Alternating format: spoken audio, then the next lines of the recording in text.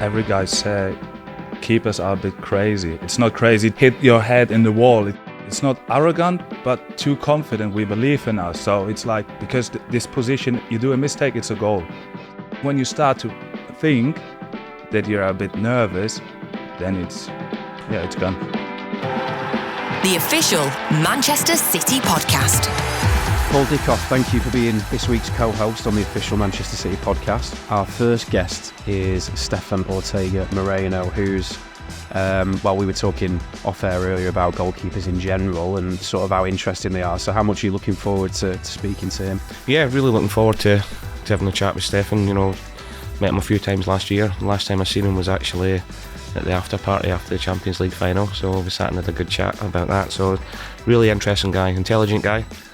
So it'll be good to sit and chat about him. He's also a really, really top goalkeeper, and I think we have in the past maybe struggled to fulfil that role of deputy goalkeeper who is of the requisite quality. But he's really, really strong goalkeeper, isn't he? I mean, he's the best backup we've had in a very, very long time, isn't he? Historically, not just here, but at every football club, the number two is not quite at the level that the number one's at, and that's why they are the backup goalkeeper. But in Stefan's case, you can't say that. You know, when he came in last season, top quality performances, top quality mentality as well. You know, to be interesting to chat to him about his mentality, about not playing in some games and playing in the other games.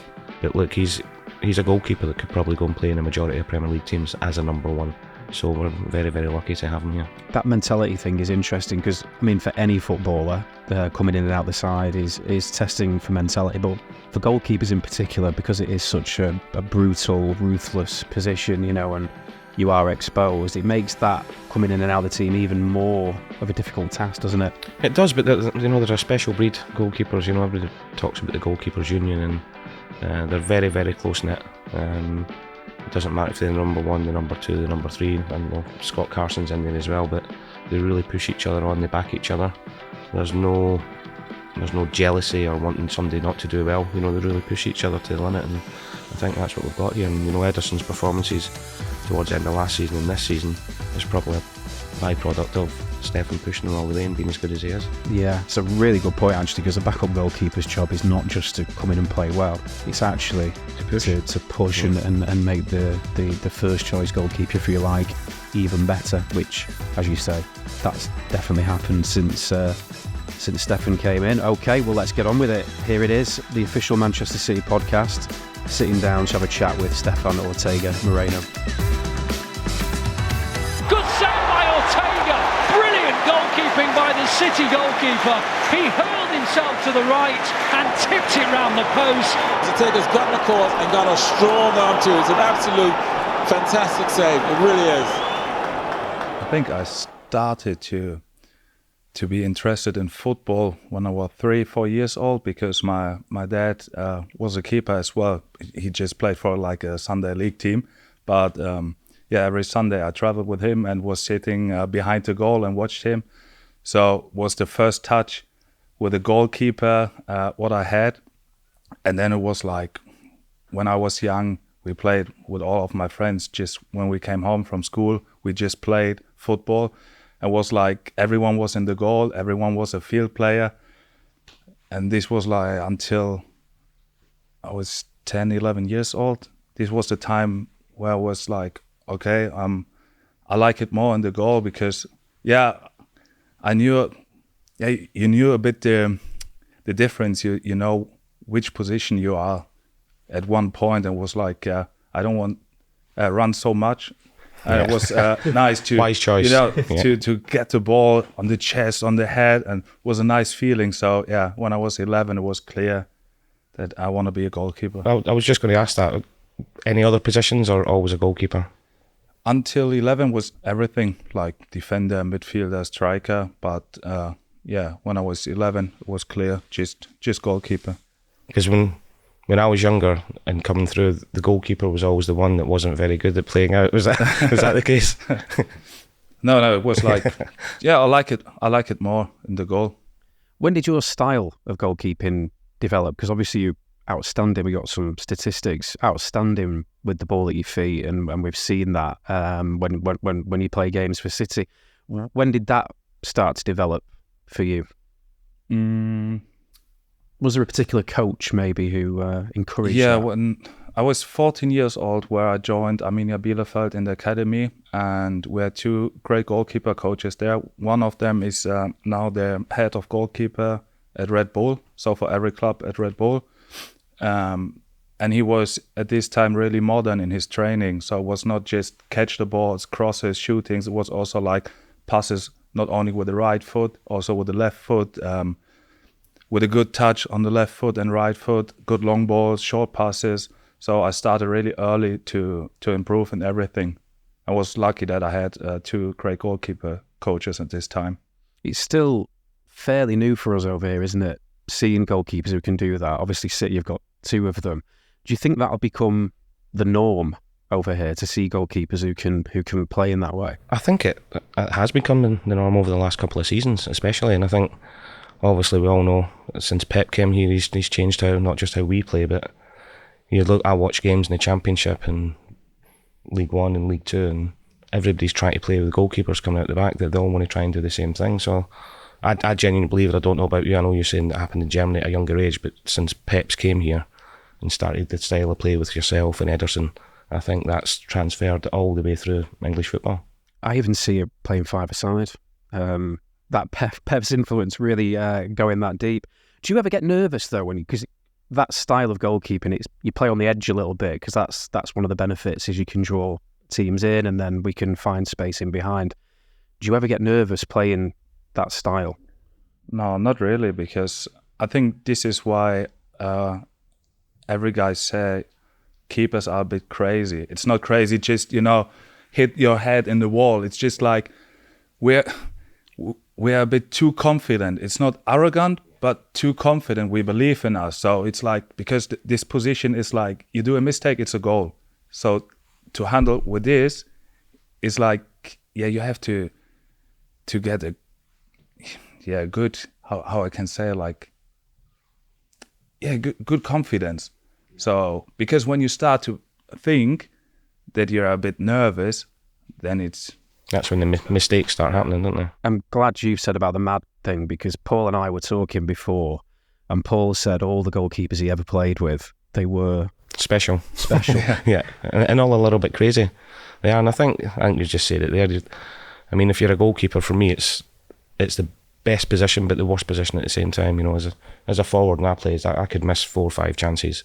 I could score 1 goal, and we win 1-0, and you're the hero. Goalkeepers, their mentality for me was always, even when I played, was something I was fascinated by. You can make 6, 7, 8 world class saves, and you make a mistake, you lose 1-0. You're the one that everybody's pointing the fingers at. But it's great to say, a little bit crazy, but it's that confidence and a little bit of arrogance I think goalkeepers have to to play at the top level. Paul was saying something else really interesting to me, that when he was playing, he would talk to goalkeepers about opposition goalkeepers to know where to put the ball, what they're good at, what they're not. Do you find that at City? Do any of the outfield players come to you and say, do you know anything about this keeper who's playing today, or that kind of thing? Not really. I think it's just coming natural. It's like for example, last week, Champions League in the first half, I was sitting on the bench and we had a lot of shots on targets, and every time when we were in the box, we tried to shoot like amazing goals, top corner, top corner, top corner. And the keeper was not so bad on this day, but for me it was like he focused more on high balls, and we have so many players with a lot of qualities. So I said to Rodri and Julian in halftime, just have a look. When you're in the box, you don't have to shoot like an amazing goal. Just try it to shoot on the ground, because first the pitch was wet. The Champions League balls with the bounce, they are so quick, and I promised them, like, when you hit a bit on the side, it's a goal. So yeah. Well, that was good advice, because that's exactly what happened. Your record in the FA Cup last year as well, conceded 1 goal and we won the cup. I mean, you must be so proud of a penalty of that. Yeah. You must be really proud of the contribution you made to that trophy last year, because it's a really historic trophy, and I think we've won it 8 times in our history, so it's hugely important. And obviously you were key to that. It was an amazing run, wasn't it? Yeah, it was, but I think it was easy for me because I started with a Chelsea game, so I think this one was brilliant because I had a lot of saves at this game. And then it's like, you know, when you have a good start, just run, and don't think so much about anything else. It's like, just go and see what happens.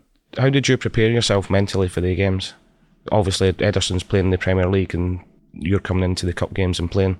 I think you don't have to split it like, you know, like today is FA Cup and I play in the FA Cup. Today is Champions League. It's just a game. And I had, when I was young and started with the first team, I had a coach and he said always, you play how you train. So, and that's why I always try to do everything during the week. And when I feel I did everything in the week, I'm ready for the game. So nothing can happen. Mistakes can happen, of course, but you know, I'm prepared. Just that preparation. And trust in myself. Yeah. Can I ask you about Xabi Mancisidor, our goalkeeping coach? Pep firmly believes he's the best in the world. I mean, what's your experience of working closely with him? He recommended you, of course, to City as well. He identified you as the goalkeeper we needed. What have you made of working with him? Yeah, I think it's not only him. It's good to have a lot of different cultures because he's a Spanish guy. With Rich, we have an English guy. Then with Eddie in the goalkeeper group from Brazil and Scott as well, English guy, me a German. So we bring a lot of different ideas of goalkeeping inside of the goalkeeper group, and so we can take the best of everything. So it's so good, I think, because Xabi had a good eye on the small details. I think for normal people it's difficult to see. I think you have to be a goalkeeper to understand what he wants from you, you know, like, because when I told you a wide set or stay narrow, yeah, you look like, to me like, what? Yeah. So it's just like in the positions, what you can change, how wide are your legs, how is the upper body. It's like in the small details, and yeah, it's really good to work with them. And also as a guy, as Rich and Xabi, they're so good. So it's easy in this goalkeeper group to improve and learn, but also can be, yeah, like you are, you know. It's not like you have to change your identity. It's a special group, isn't it? The goalkeepers union. Yeah, I think so. Yeah. You all look out for each other, almost. Yeah. Yeah. Because it's such a specialised position. Is that why that it's almost separate to the outfield players in some ways? Yeah, of course. It's just like one can play, but you know, I can't be angry to Eddie because he's doing during the week the same like me. He train and show the best version of him, and I think everyone has the same idea of showing respect in this group. That's why we improve a lot. Yeah, I think it's a backup goalkeeper at City has been maybe not a problem in the past, but the quality, the drop off in quality was a lot bigger. Whereas now we feel we've got an outstanding second goalkeeper. Again, me and Paul were talking about this before. This team is incredible. It makes so much fun to be a part of this group, not only on the pitch, especially like when we travel, when we're in the locker room. You know, some of these guys, it's just like a crazy group of so many cultures, and it's so funny. And also to live here in England, especially here in Manchester, it's not too bad, to be fair. Yeah. So yeah. I think on that, I think we were saying again before, I think last couple of seasons and into this season, I don't think I've known a group as tight and as close as what the group is here. Do you find that as well? Yeah, agree. Because it's like, of course, when some players are not playing so much, they're a bit angry. But yeah, it's simple. But you win together and you lose together, and this is true here. I speak to a lot of the coaches, and they say it's the best atmosphere. There's no factions and groups. No. Everybody is together. I presume that's pretty rare in football, to have a dressing room that's genuinely like a really good group atmosphere. Yeah, I had it only one time in Bielefeld, my former team, in this year where we promoted in the Bundesliga. Was similar to here, like a lot of different people, but you know, with the success, and yeah, it's coming quick, and then you have a good relationship. But yes, I would say this year is a bit bigger because the whole world can see what we do. Who would you say is your best friend in the City squad? Who have you hit it off with the most? It was Ilkay. So I was really sad when he called me and said, "Steph, I'm leaving." But yeah, Scott, because he helped me a lot in the beginning. Like when I had questions, he said like, "Steph, look, this is going on like this. You know, when you have questions, come to me. I help you." But now it's also like with Calvin and John, I have a good relationship. But to everyone, it's like I can go with everyone for a coffee or for a dinner. So it's not like, you know, you sit on the table and don't find anything to speak, you know. So. And do you think to be treble winners, which obviously City are, you need that? It's not just about having 23, 24 great players. You also have to have that you've just described, because that gives you the like an edge over other teams, maybe. Yeah, of course. Because also like for the starting 11, when they don't feel the pressure from behind, I think it's normal to get a bit lazy, you know. So everyone is there and trying to show his best every day, and I think that's why everyone gets a lot of minutes of game time. Of course, someone is playing more, someone a bit less, but at the end, it was like everyone played a big role to reach what we reached. It's as if they're constantly pushing each other all the time, whether you're in the team or not, to be better. And I think that shows the success that we've had over the last few years. Yeah, we again talking about this earlier, Pep's ability to keep everybody involved. It's expert management, that, isn't it? Because you've got a group of players who are all so good. There's no weak players at all.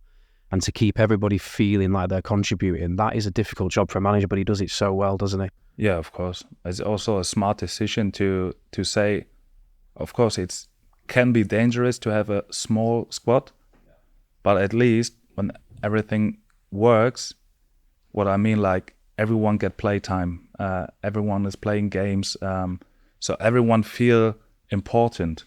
And I think this is a good decision from Pep to say every time, I prefer a small squad, because then the chance is higher to handle everyone easy. Yeah, there is this perception that you've got this, you know, massive squad, but actually we do the programme and you put the two squads on the back of the teams we're playing, and ours is always the smallest squad, but it's high in quality and low in number, isn't it? Talk to us a little bit about Ederson. I'm fascinated by him because our Portuguese content producers tend to work with him, so I've not really dealt with him too much, but he just seems like the most laid-back individual you could imagine. What's he actually like as a person? He's a chilled guy. I think he looks a bit dangerous with all the tattoos and else, but he's a nice guy. He was also the first person when I signed here who sent me a message on Instagram like, "Welcome, mate. I hope we have a good time." So yeah, appreciated this. No, he's a good guy. You can see it on the pitch, like how relaxed he is. Yeah. So it's the same like off the field. He still makes me panic every now and then, I'm not going to lie. I mean, the Red Star Belgrade game the other day when he did that little sort of Cruyff turn type thing, I mean, I was like, whoa. But an amazing goalkeeper, isn't he? And towards the end of last season, you know, in Istanbul, we were talking about Bayern Munich, made key saves at times where you need your goalkeeper to step up, didn't he? Yeah, I agree. I think at this time, he was really, really on point there for the team. I think he struggled a bit during the first leg of the season, but then he was, as a main job of a goalkeeper, be there for the team in the right moments. Yeah. And again, yesterday, in fact, that was 2 late saves, and you see the players go straight over to him. You know, players do when goalkeepers make those saves. Your teammates like really appreciate that fact that you're the last line of defence and you've kept the ball out. I think the most impressive thing is as well for you and Eddie is you actually don't have to make that many saves because the team's that good. Yeah. So the concentration levels when it's the big saves and big times that do it. And I'll always go back to the Bayern Munich game because I know we ended up winning 3-0, but Ederson made from Leroy, I think Leroy Sané, wasn't it, just before half time, and for me that was a game winning save. Yes, And this one and they saved before we scored the goal Yep. with a counter attack. So these are the moments. In the away, yes. Yeah, absolutely. Yeah. That point that Paul made there, because we do control so many games and therefore teams have less chances. Does that in some ways make it harder for a goalkeeper because you've got to be ready at those moments? Yeah. Of course, because it's like when you get so many shots on your goal, so you can concede the goal, but you have 10 chances after to save different balls. And at least when you just get one ball, it can be the worst ball ever, but you have to be there. Yeah, it's so difficult for the head, like because not so many teams press us so high. So like yesterday, Eddie had in the first half maybe 3 or 4 touches. In the second half a bit more. This is really heavy for your head. Tell us about Manchester then, because it sounds like you've settled here. You and your family have settled here maybe better than you anticipated. What are those reasons? What do we do well in this country that make people like you come to work here like it and enjoy it? Yeah, when I signed here, a lot of people in Germany said like, "Oh, really? You go to Manchester? Must be so ugly." And like, wow. Yeah. Yeah, that's why we were a bit scared before, but when we arrived here, had to walk through the city, we said like, it's not so bad. Of course, there are some places, but this you have in every city, not only in England, in Germany as well. But what's really a big surprise is how the people are here. They're so friendly. It's like when they're here or know you're not from England, they start to help you straight away. Like, oh, you need a tip for a supermarket or for the nursery or for anything else. They just start to speak with you. Also in the supermarket, when you buy your stuff, the guys, they're like, "Oh, hey, darling," or "Hey, sweetheart." It's like when you say this in Germany, the people will look to you like, "What's wrong with you?" And it's just normal here, and it feels so nice and easy to settle in because the people here are really open and friendly. So we have some questions that we ask all of our guests. We ask them the same ones. The first one is, if there's one thing you could change about football, what would it be? Now, when we first started asking this question, we were talking about the laws and the rules of the game, but actually we've just widened it to anything in football. So let's ask you, if there's one thing you could change about football, the industry, whatever it is, the game itself, what would you change? I would go for the VAR. I would give like in tennis, give the coaches each half two challenges to check the situation, because I think the VAR is really good and help us a lot, but there are too many situations. So yeah, I would go for this. It's worked really well in tennis, to be fair. The challenge system. Because then you can, give the pressure to the managers, because they have to decide, okay, I want to check this or not. Yeah. Yeah, because it's a bit too much fight for me at the moment in football. What was the last thing that you kind of binged, whether that be you read a book that you loved, or you watched a film or a series on Netflix, or what was the last things that you got into that you just, you loved and dived straight into? My wife and me, we love to watch German trash TV. So it's like after a long day, when the little one is sleeping, we like it to sit on the couch with a glass of wine and watch German trash TV. Is that nice because as a footballer, you'll know this, it is intense, isn't it? And you just need some ways to switch off. Is that just a good way for you guys? Yeah, it's just easy to watch, and you can relax a bit. We've got a question from our last guest that was left as well, which we're going to ask you to do in a moment. We don't tell you who the guest is. I'll let you guess who this question came from. So the question is, what do you like the most about Jack Grealish? The most? His drinking quality. Yeah. He can hold it. Yeah. Yeah. It's really incredible. He's all right. Yeah. He knows. No, but Jack is a nice guy. I don't understand why some people are so angry with him, especially when we play away. He did even touch the ball and the guys are booing him. Because for me, when you know him, he's such a good guy. It's really interesting to bring this up because, again, this is something we were talking about before. You said exactly that you know him fairly well and you think he's a great guy. But there's two elements of his bad treatment. There's the fans, which you've just mentioned, which I never really understand when he goes to away games and they pick on him and boo him for some reason. And then there's the treatment he gets from other players. He gets fouled a lot. Now, I know that's a byproduct sometimes of the way he plays the game because he takes players, he draws people in and then knocks it past.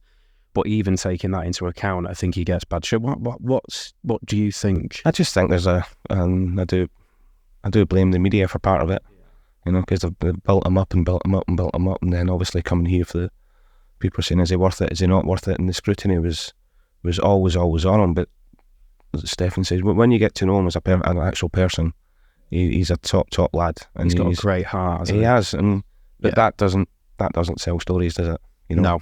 The fact all the stuff he does for charity, the stuff he does for kids, schools, everything about him is just top. And he does all that stuff naturally as well, doesn't he? It's not forced or anything. He's also an outstanding footballer, isn't he? I mean, the performances, the sort of second half of last season, he was amazing, wasn't he? Yeah, he helped us a lot, just with the easy things, just to keep the ball, and give us a bit time to breathe and just calm down, because everyone knows, give Jack the ball, he will keep it, and we have a short time to recover. Which is exactly what he was brought on for yesterday, wasn't it? Because obviously he's not been in the team because of an injury problem.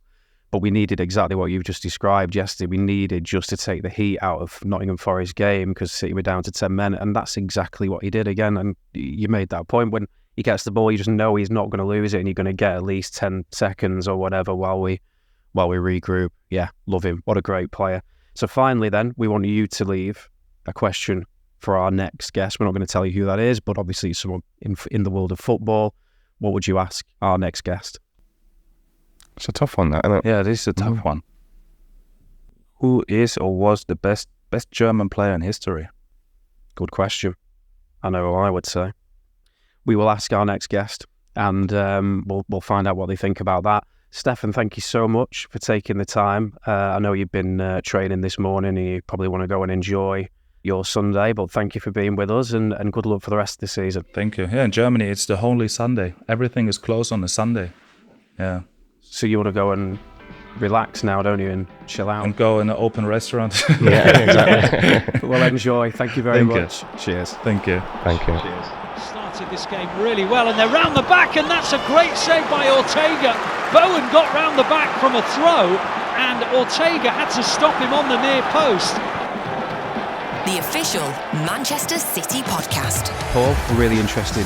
How do you feel speaking to him there? Yeah, it's super interesting, and I think we spoke at the start about the goalkeepers union. It's really good to hear how they're pushing each other. There's obviously a super amount of respect there, but more so how shouldn't be surprised at it because I've lived here since I signed in 95, 96, but how much he has settled in Manchester, how much his partner and his kid have settled in here as well. And I love hearing that, cause especially with foreign players coming over, a lot of the time they'll have a little moan about the weather in Manchester or they're not settling this, that and the other thing, but as well as embracing everything about Manchester City here in the club, he's embracing Manchester as well, and I love that. Yeah, that took me aback a little bit as well, but like you, it was really nice to hear. I didn't ask him, and probably should have really, but we have an amazing player care department in City. It's kind of an open secret in football that we do that very, very well, and that all players really have to think about is their performance and getting to training and all that kind of stuff. And I'm sure that's helped him, but it does seem like him and his family have taken to this more than probably they expected. Yeah, and he said it himself, and a lot of his friends, when he told them they were coming here, I think they quoted ugly at some point. I wouldn't go quite that far, but that must have been something that was playing in the back of their mind. So to hear that they've settled so well, it's great to hear. Yeah. And interesting to talk to him about his style of goalkeeping as well, because, and again, I didn't want to go too far with the praise, but he's unbelievable with ball at his feet, isn't he? He's a top goalkeeper and ball-playing goalkeeper. It is, and we sort of, in the Premier League in England, we sort of think that this, when we spoke about it, that the goalkeeper with the ball at his feet started when Pep came here, but it was interesting to say that in Germany he was about 14 when that started happening, so He's obviously been doing it a long time, hence why he's very, very good at it. He's on ideal for us, isn't he? Yeah. Which is why I'm glad we've got another season with him. He's a top goalkeeper. Well, yeah, I really enjoyed that, and Paul, thank you for stepping in as well. That's all we've got time for on this episode of the official Manchester City podcast. Thank you very much for joining us. Don't forget to like and subscribe wherever it is you do your podcast listening. And until next time, take care and join us again soon. The official Manchester City podcast. Watch the full video version of this show via City Plus and Recast Now. This podcast is produced by VoiceWorks Sport and Manchester City.